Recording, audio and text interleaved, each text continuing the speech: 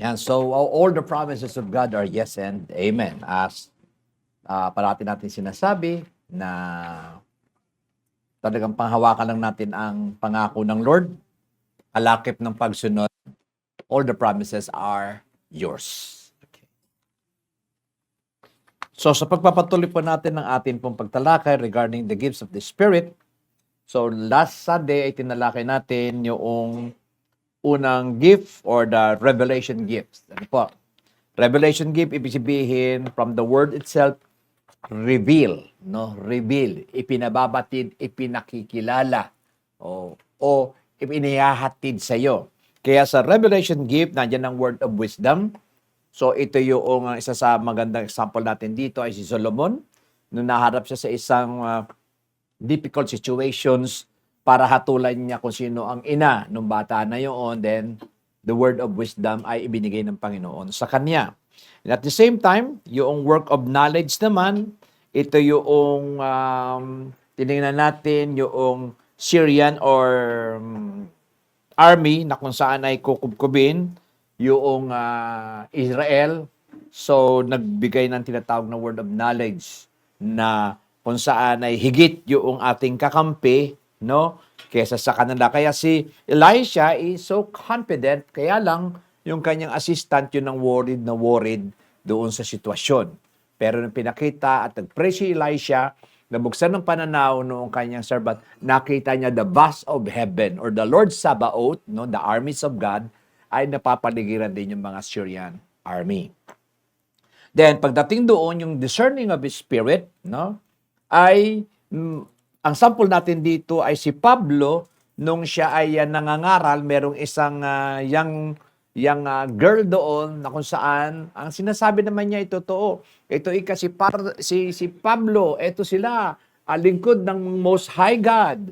Kaya lang, sa pang-araw-araw na ginagawa, una, hindi na-discern ni Pablo Pero nung araw-araw na, something that within, no, na naramdaman niya, iba ang karga nitong taong ito. So, he rebuked that slave girl na kung saan siya ay yung nanghuhula, no. Then, pupunta tayo ngayon sa power gift, yan. Power gift naman ang ating titingnan ngayong umaga na ito. At ang power gift ay napakahalaga kasi ito yung kapangyarihan ng Diyos. Kasi marami nagsasabi, mga kapatid, yung mga secessionists, na kung saan ang all these gifts of the Holy Spirit ay natapos na sa kapanahon na ng mga apostles. Ang isa sa mga reason is kasi daw to establish yung authority of the apostles. Pero sa isang logical thinking, a logical mind, ako na may naniniwala ang tao noon is the same ang pangangailangan ng mga tao ngayon. So, hindi nagbago. Tama ba? So, kung tatanungin mo ang Lord how to address the present situations, so merong nakaraang pangyayari na pwedeng makapangyari ngayon. No? Na kung saan the church needs the revelation gifts. We need the so-called the word of wisdom. Kasi may mga sitwasyon na far beyond sa capacity natin ay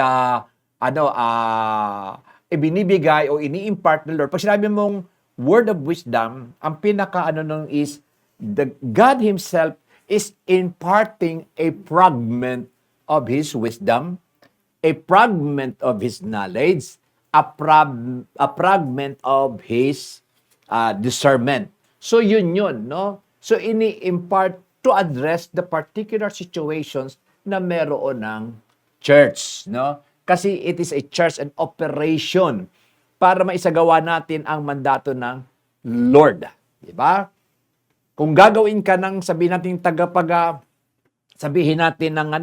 tagapagtanggol ng isang bansa, which is the army or whatsoever authority sa meron, Navy man yan o Air Force man yan, hindi ka inilalagay doon na wala kang tinatawag na training.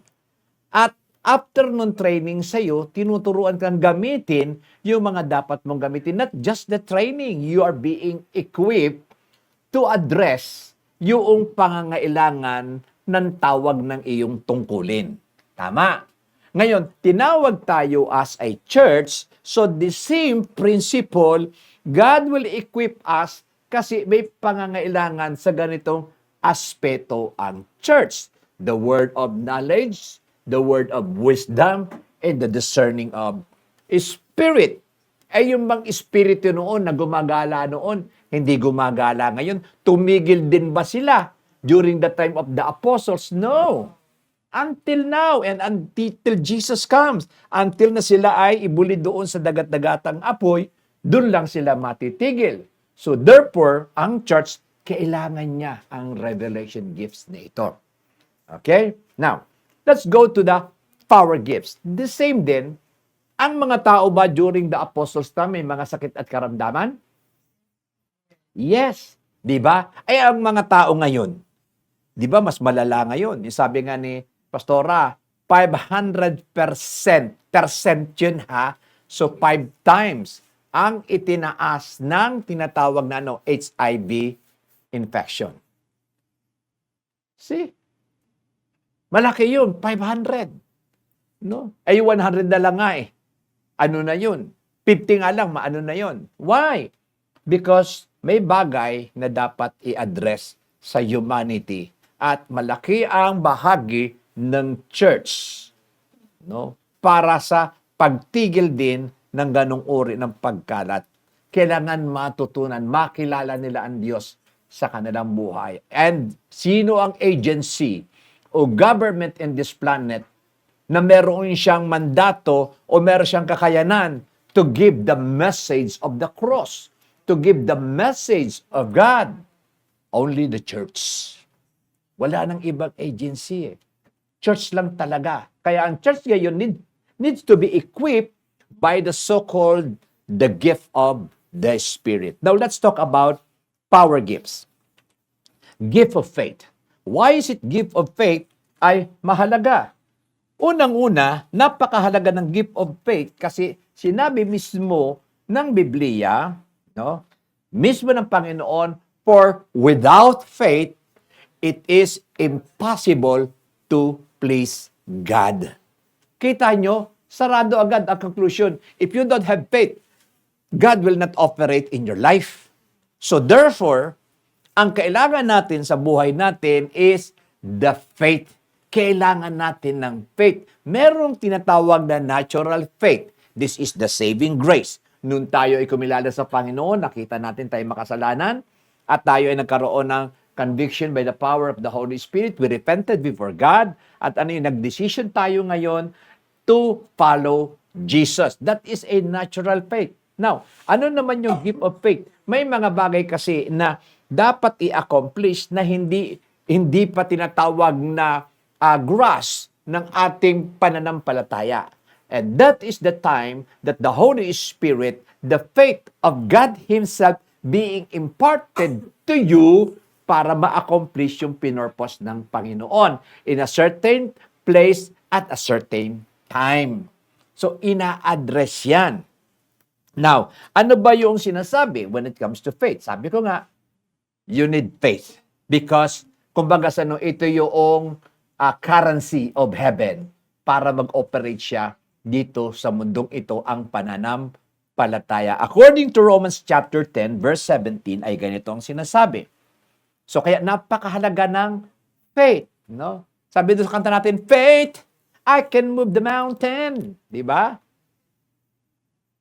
Tingnan natin, Romans 10:17. So, then faith comes by hearing, and hearing the word of God.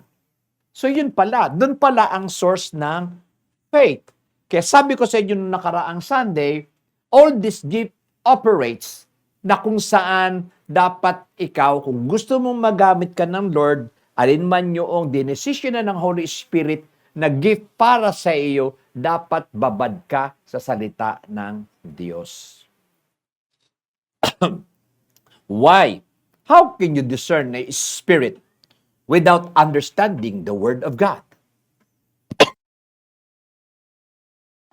Kasi yung Word of God will become the tinatawag na testing or screening of every thought na dumarating sa iyo. No? The reason why you forgive person or people because nalaman mo sa salita ng Lord na pinatawad ka at ang sabi din ng Panginoon, forgive. How many times? 70 times 7. By knowing the Word of God na natutunan mo ngayon and it becomes your faith, so naibibigay mo ito ngayon doon sa tao. Nagagawa mo na ngayon yung mga bagay na tanging Espiritu ng Diyos ay sumasa kanya. That is the reason why nakakapagpatawad tayo ng tao, especially yung mga taong sabihin natin, may, kung saan ay pwede naman, reasons naman yung ginawa sa kanya kung bakit siya ganun. Pero hindi pa rin yun. Because any person, whether you are right or wrong, that you have the unforgiving spirit, ay hindi magbibigay ng magandang buhay sa iyo. And that is the reason why you discern, you understand by the Word of God na, ito ang kailangan ko. Upang ako naman, ang pagpapatawad kasi hindi para doon sa pinatawad mo eh. Para sa iyo yun. Sa iyo yun. No? Problema na niya yun. Ikaw, malaya ka na doon sa ganung sitwasyon. It's good. No? Ang hirap kasi yung kargado ka. Diba? Kasi alam nyo ba ang tao, ito bibigyan ko kayo ng isang simpleng discernment. This is a tinatawag na discernment. Makikita mo ano ang lumalabas sa bibig ng tao. You will discern what kind of spirit she or he has. Pag yung tao, halimbawa, pag nag-istorya, nakikipag-usap ka eh, alam nyo bakit mo nasasabing mayabang yung tao? Espiritu ng kayabangan. Kasi pa nagkwento siya eh. Sino ang bida? Siya, di ba? You don't need anything. Kasi just listen, may kita mo na itong tao ito, mayabang itong tao na ito. Kasi sa lahat ng kanyang sinasabi, siya yung tinatawag na bida. O for example, may taong nakikipag-usap sa iyo, parati niyang pinoproblema yung kanyang kapitbahay. Di ba? Na ganito ganyan, ganito ganyan, ganito ganyan. Anong maano mo sa kanya? Madidiscern mo. Di ba? Reklamador. Or siya ay inggitero, inggitera. So, ganun din sa school. Ba't nagagalit sa iyo? Kasi di mo siya pinakokopya. Di ba? So, ano madidiscern mo doon? Bakit nangongopya sa iyo? Madidiscern mo? Tamad mag-aral. Ganun lang kasimple. Yun ay mga simple things na we can discern. Kaya lang, ang discernment dito is farmer na kung saan, especially the thought life. Yung Diablo, kasi tinan nyo yung Diablo, balik lang tayo dito sa discernment for an additional things. Tinan nyo nung paano tinukso ang Panginoon. Ano sabi niya? Gutom ang Panginoon. Turn the stone to bread. Ang sabi ng Panginoon, tinan nyo ha? Sinabi niya, it is written, no? Man shall not live by bread alone, by every word comes from the mouth of God. Yun ang sabi. Second temptation, no? Ang sinabi naman ng tinatawag na kaaway, ano yun? So, ang mga bagay ni ito ay binigay sa akin, sabi niya, pinakita, kayamanan ng buong mundo. Ibibigay ko sa iyo yan kung sasambahin mo ako. Yung tinuro ko sa iyo, the mountain tops, no? Kung sino yung nasa taas mo, it will flow down naturally, doon mo isusuko ang buhay mo. So, anong sabi ng Panginoon? It is written. Kinukuha ng... Kaya yung authority ng salita ng Diyos, napakakapangyarihan yan eh. It is written. Hindi lang basta-basta nagsalita si Jesus. Ang sabi niya, it is written. Di ba? You must worship the Lord your God and you shall serve Him alone. Ano ang ginawa ngayon ng Diablo? Dinala siya doon sa taluktok ng templo at pinatatalon. Ang sabi naman ni Satanas, sabi ni Satanas kung di kayo maingat, ito ay nasusulat, no? Cast down yourself. Nasa Psalms yun eh. Pag ikaw ay nahulog or yung mga anghel ng Diyos, the angels of God, ay sasaluhin ka at hindi ka masusugatan. Ginamit din ng Diablo yung salita ng Lord, ng Diyos. But, if there's anything, yung paggamit ngayon ni Satanas is underlying yung tinatawag na yun? Pride. No? Kaya sabi ng Panginoon, kaya yung salita ng Diyos na salita ng Diyos, yun. Ang sabi doon ng Panginoon, it is written. Kasi ang alam, discernment ng Panginoon is, he is being tempted by this enemy even though ginagamit niya ang salita ng Lord but doon sa aspeto na siya'y pagkasalanin. Temptation. Kaya ang sabi ng Panginoon, it is written, thou shalt not tempt the Lord your God. See, ngayon, ang tanong dito, ang mga panukala at kaisipan ng mga tao sa labas, especially yung mga known people, yung sinasabi nila, yung mga celebrities, na kapag nagsalita, akala mo is tinatawag na veracity na ng buhay yung kanilang sinasabi. Yung sinabi ko sa inyo noon, yung kay Oprah, na kapag tatanggapin natin yung kanyang panukala na maraming ikang kaparaanan para pumunta sa Diyos. Which contradict na sinabi ni Jesus that I am the way. Very exclusive. I am the way, the truth, and the life, and no one comes to the Father except through me. See? So maraming katuruan dyan, mga kapatid, na naglipana sa ating mundo. Ang problema, how can you discern if it is of God or not? See? Pag kailangan mo ika ng saganang ng ani, pupunta ka dito sa ganito. Ito ang dadasalan mo. Tila baga yung Lord ay chinap-chap-chap-chap sa kanyang mga ministries. So yung Lord ay tinatawag na hindi na siya naging wholesome as a sovereign Lord, kundi pupunta ka dito, ayan, pupunta ka doon, gusto mo ng protection, ito puntahan mo ito. Kaya maraming kaparaanan na sinasabi nila how to go to heaven. Pero yung sinasabi ng Biblia ay isa lang, I am. So, kaya ano yun? If you want this gift na mag-operate sa buhay natin, sabihin mo sa tabi mo, dapat babad tayo sa salita ng Lord. Kasi doon mo lang madidiscern. Kasi alam nyo ba, pinakamahirap na uri ng tinatawag na buhay? Yung you don't know that you are being deceived. A deceived person knows sa kanyang sarili that he is in the truth. Yun ang mahirap eh. Kaya kahit anong paliwanag mo, hindi nila maunawaan, yan ang problema ng religion. Pag sinasabi mong ganito, yun? Because they so believe sa kanilang sarili na sila yun. So a deceived person doesn't know that he or she is deceived. Yun ang mahirap. Kaya it needs the power of God to break that kind of bondage sa buhay ng isang tao. Okay. Now, the gift of faith, mga kapatid, ay nalilinang. Kasi doon ang starting point na ikaw ay well-versed sa salita ng Lord. Okay. Para naman, ang gift of faith, every believer knows that he or she needs to grow in faith. Yan yung natural development of faith according to Romans chapter 10:17. Maliwanag po ba yon? Kaya, sabihin mga katabi mo, dapat nagbabasa tayo ng salita ng Panginoon. It's up. No? Tama na, maraming tayong, alam nyo, kung isulat nyo yung 24 hours, okay, una muna, ilang oras ka natutulog? Sabihin mo 6 hours or 7, sabihin natin, minus. Di 16 hours na lang, sabihin natin kunwari. Okay, ilang oras ka gumagawa sa house chores? Ikaw naghahanap buhay. Kung kayo naghahanap buhay, sabihin natin do 8 hours duty, no, na yan ay papatak sa 10 kasi yung travel mo. O ilan na lang natitira?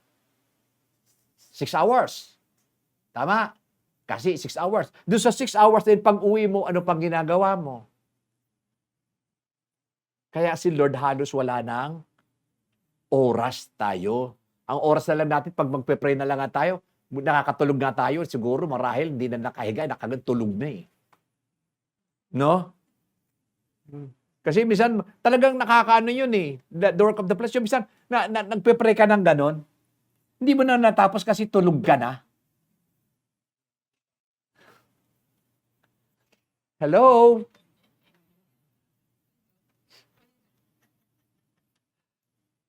Kinabukasan na yung amen?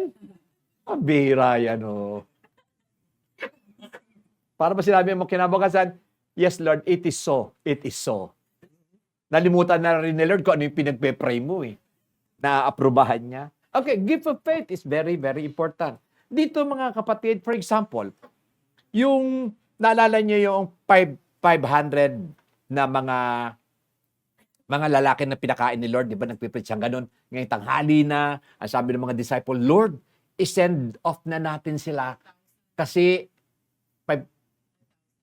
okay. So, i-send off na natin yan kasi tanghalang gutom na sila. Ang sabi ng Panginoon, sabi ng Panginoon, give them food. Ngayon, paano ngayon? Ang sabi naman, sumagot na may mga disipulo, Lord, kahit itong tinatawag doon, mayroon silang pera, ha? Yun ang ano doon, ha? Walang enough na mga bakery na pupunta sila para bumili. Walang enough na bakery para i-sustain itong 5,000 na food na pagkain. Lalaki lang yun, ha? Eh, doon pa, may pamilya yun, eh. So, ano ang nangyari? So, merong isang lad na hindi niya, buti pa nga yung bata, may wisdom, eh. Nung makikinig siya kay Lord, may baon siya. No? Kasi pag gutom ka na, hindi mo na maiintindihan, tinuturo ng pastor, eh. Di ba? Ang nasa utak mo na, ano kaya niluto doon? Ano kayang tanghalian namin? Di ba? So, meron na lang bata na meron 2 piece of bread, 2 fish of fish, no? Okay, 2 fish of fish. Kasi pag yung isda magkapareho, plural na yung fish. Di ba? Fishes, ginagamit lang yung pag different species. Okay, so tapos 5 loaves of bread. So, dinala ngayon kay Jesus yung bata na yon, no? Pero alam ni Lord yung gagawin niya kasi yan nga yung tinatawag na revelations gift na sinasabi sa kanya, binigay sa kanya. Ang sabi, sinabihan niya yung kanyang mga disiplo, sige, grupuhin niyo sila ng 50s by 100, yung mga tao pinaupo. Tapos kinuha yung tinatawag na, ng bata, itinaas na ngayon sa Panginoon. At sabi, pinasalamatan niya yung kanyang amang nasa langit. Tapos pagbaba ngayon, ano yun? Binigyan. Tinaubos. This is a supernatural. Gift of faith ang naroroon. Then pagkatapos nun, ang sabi ni Lord, i-gather ninyo. Ilang basket yung nalipon pa nila? 12 basket ang natira. Biruin niyo yun. That is the so-called gift of faith. Na kung wala yun at hindi naniniwala ang Panginoon sa kanyang amang nasa langit, definitely, hindi niya gagawin yung mga bagay na yun. In the life of Elijah, si Elijah kasi nakareceive, kaya magkakaugnayan na, si Elijah nakareceive ng tinatawag na revelation knowledge sa Lord.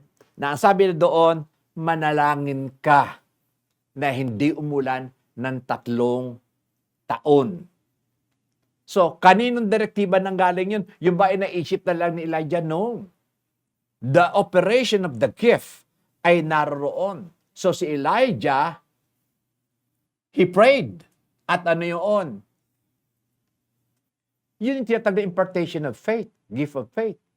Kasi imposible naman na 3 taon na hindi umulan. Di ba? Alam naman natin, ang tinatawag na season ay umiikot yan. Pero nakareceive siya ng revelation knowledge sa Lord, sumunod siya, ipinanalangin niya. At 3 taong hindi umulan. Ngayon, si Elijah ba ang may kapangyarihan? No. He hears from the Lord, he obeyed, boom. Kasi may punishment binibigay ang Lord during the time sa hari na naroroon. No? I forgot the king kung sino yung hari doon. Tapos, dumating na naman uli ang word of the Lord, no? Yung pag sinabi doon sa Biblia, word of the Lord, that is the word of wisdom and knowledge na sinasabi doon sa propeta. Pumunta ka ngayon, ipag-pray mo na umulan. He prayed 7 times. No? That is the gift of faith. Kaya sa atin, kung meron tayong pinapanalangin sa buhay natin na tila imposible, huwag mo na alalahanin yun, ipag-pray mo, Lord, give me the gift of faith. And I pray for this. How impossible it is, O Lord, hindi ko alam kung paano mangyayari yan. But the things I know, you are the sovereign Lord. Kaya yung kinanta natin kanina, di ba? Higit sa aking karanasan. Tama ba yon? Higit sa aking isipin. Kasi nagwo-worry tayo eh. Ay kaya mong gawin. Di ba? Kasi minsan ang nagtatalo is what the science or the medical science is saying, then ito ang word of the Lord. So alin ang pipiliin mo doon? Lalo na ngayon, marami namamatay sa cancer para ba the situations that you're having, it is impossible na. Nasa terminal na ako, no? Heading towards, no. The word of the Lord is right here, who created the heavens and the earth. Diba? Then pray for that such wonderful gift, that declare it to yourself. Diba? Alam niyo yung isipin talaga, malaking yung torture yan eh. Higit sa aking isipin, kaya mong gawin. Kaya ang kanta natin, walang mahirap sa'yo. Nothing is impossible to God. Just have that faith in your heart. Diba? Pag binasa natin, may kanta pa tayo dun eh.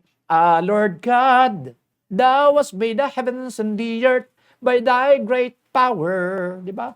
Sinasabi mo sa iyong salita. Kaya yung kanta, maganda yan kasi nililibay dati yung sarili natin. Nothing is too difficult for thee. Nothing is too difficult for thee. Great and mighty God. You are awesome, mighty indeed. Great and mighty indeed. Nothing, absolutely nothing. Nothing is too difficult for thee. That is the God whom we are serving. The God of Abraham, Isaac, and Jacob, and Moses, and Daniel, sino pa? Jeremiah, and Isaiah, Elijah, Elisha. We need that gift of faith. Alam niyo sa kapanahon na natin, masigit natin ito kailangan kaysa sa kapanahon na noon. Alam niyo kung bakit? Kasi mas maraming problema ngayon ang mundo kaysa noon. Di ba? See? So, gift of faith. So, ulitin ko, there is a natural faith na napapapalago natin. Sabi doon sa Romans 10:17. Let's do it. Parang ano yan eh. Tinitingnan natin what is the true gold. Hindi na natin kinakailangan pag-aralan yung false gold. Because kapag alam mo ang pure gold, tingin mo pa lang, you know it. The same then, narinig mo sa kanila, sinabi nung isa, alam mo na hindi totoo yun at hindi dapat tanggapin sa buhay. Because it go against with the word of God. Now, yung sumunod is gift of healings. Ayan, gift of healing. Sabi dito, it is certain that the gift often includes the gift of faith and miracles. Magkasama kasi yan eh, kaya naandun siya sa power gifts. Kasi ang God will not operate without the faith doon sa tao. Kaya ano sabi ni Jesus doon sa gospel nung gumaling siya? Sabi niya, yung pananampalataya mo ang nagpagaling sa iyo. Anong ibig sabihin? If you're going to connect, it is your faith that causes the hands of God to move. No? Hindi na problema sa Diyos yun eh. Ang problema sa atin, naniniwala ka ba? Because the Lord operates in the realm of faith. Naniniwala ka ba? Di ko naniniwala kaya sinasabi ng Panginoon, your faith made you whole.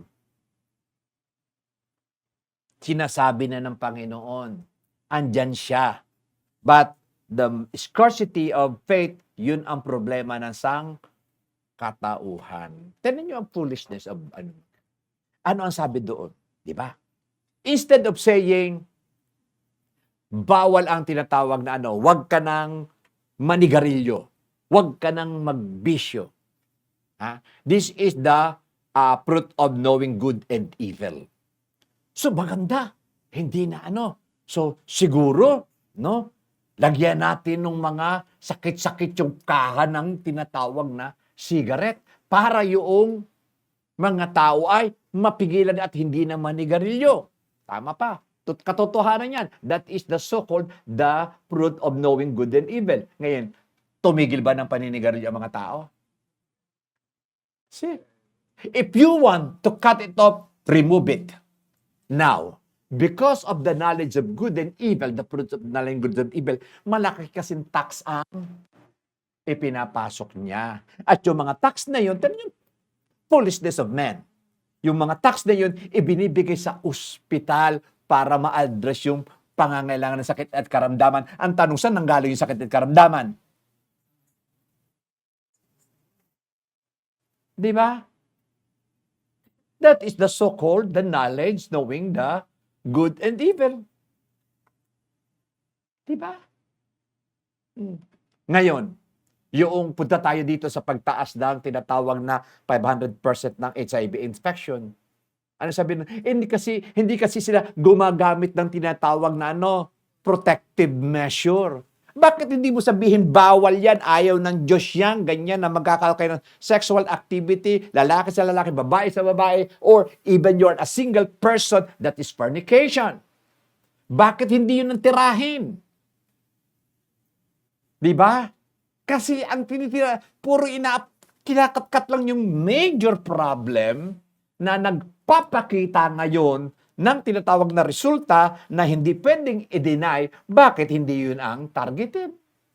Hindi turuan ang mga kabataan, ibalik ang Bible sa school. Turuan ang tinatawag na nararapat na mapoproteksyonan ang mga bata because Proverbs says, train the child the way they should go. When they grow up, hindi sila hihiwalay doon. So, magkakaroon sila ng self-preservation. At yung self-preservation na yun, iaalis sila sa ganung uri ng tinatawag na probabilities of diseases. Di ba? See? In-engineered na pagkain.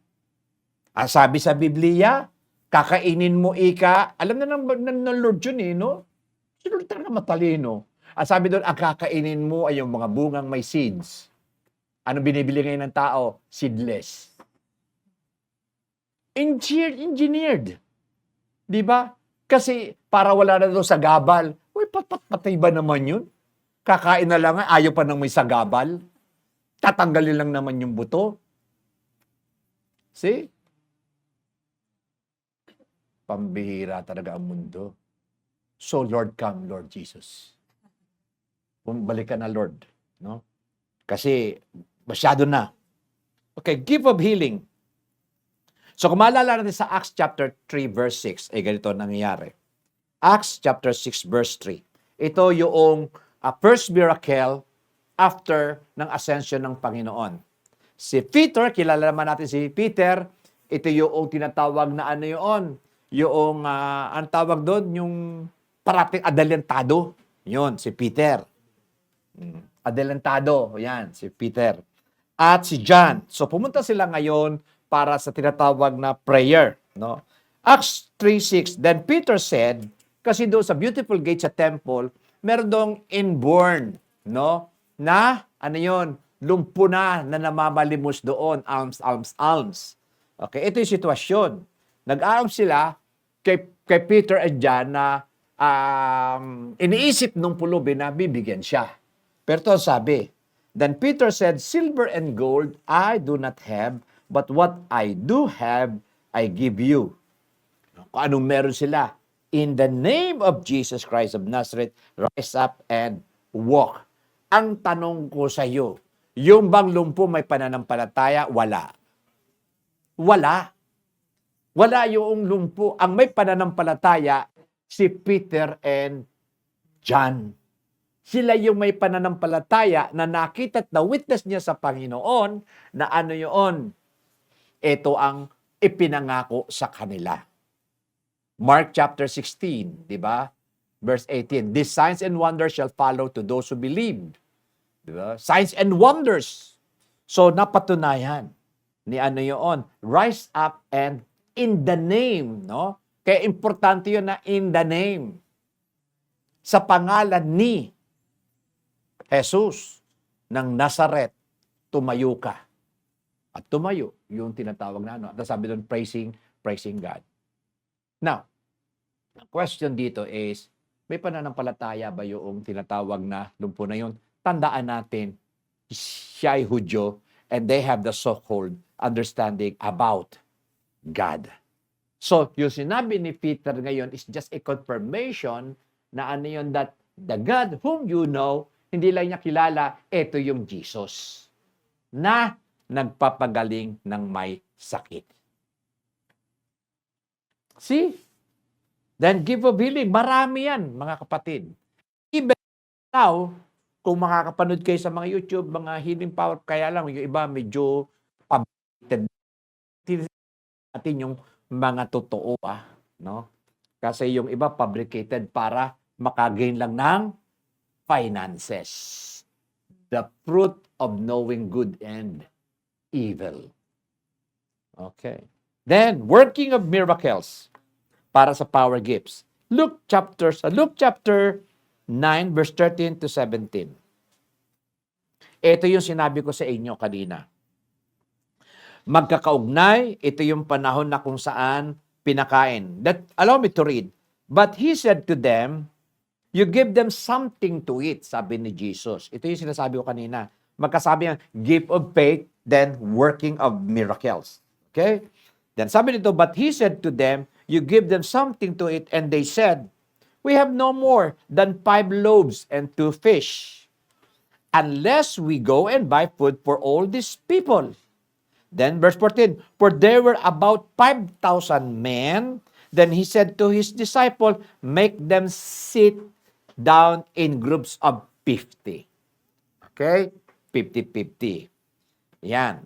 Then verse 16, then he took the 5 loaves and the 2 fish, and looking up to heaven, and he blessed and broke them and gave them to the disciple to set before the multitude. Then, sabi doon, so they all ate, were filled, and 12 baskets of leftovers fragment were taken up by them. Alam mo ba yung 12? Evidence of the miracle. God will always left an evidence of miracle that cannot be denied. Even the medical. Alam niyo po ba, during that time, nung panahon na yon, talaga may mga medical doctors binabalidate yung signs and wonders na nangyayari noon. See? Ano yun? Ganyan ang Lord na ating pinaglilingkuran. Meron siya at ikaw ang tinatawag na evidence of the so-called the goodness, the miracles, the gift of faith, anything. Ikaw ang ebidensya ng Lord na nabubuhay sa ibabaw ng mundo ito. Amen. Amen. So, my admonition is that ang kailangan mo ay babad sa presensya ni Lord. Babad sa kanyang salita. Then you can discern things sa buhay mo. Let us pray. Lord, we thank you so much, Father God. Lord, we thank you for giving us understanding, O Lord, na you are the same yesterday, today, and forever. You are the God that never changes, Lord. Lord, narito kami, O Lord. Gamitin mo kami sa naisin mong kagamitan. Holy Spirit, sa gift na inianda mo sa amin, na ninanais mo kami dalhin, O Lord, in that kind of maturity. Here we are, O God. The world needs your people. The world needs your message. And Lord, narito kami bilang iyong kasangkapan upang ang mga gifts nito, O Lord, will operate upon our lives at magamit namin para sa iyong kalawalhatian. Para sa iyo, O Lord, wala nang iba. And help us to keep us humble and acknowledging you sa lahat ng pagkakataon. This is not us, O God. It's all about you, Jesus. Maraming salamat sa ikabuti at kagandahan loob sa pangalan ni Jesus. Amen and amen. Sige, bigyan natin ng palakpak ang Panginoon.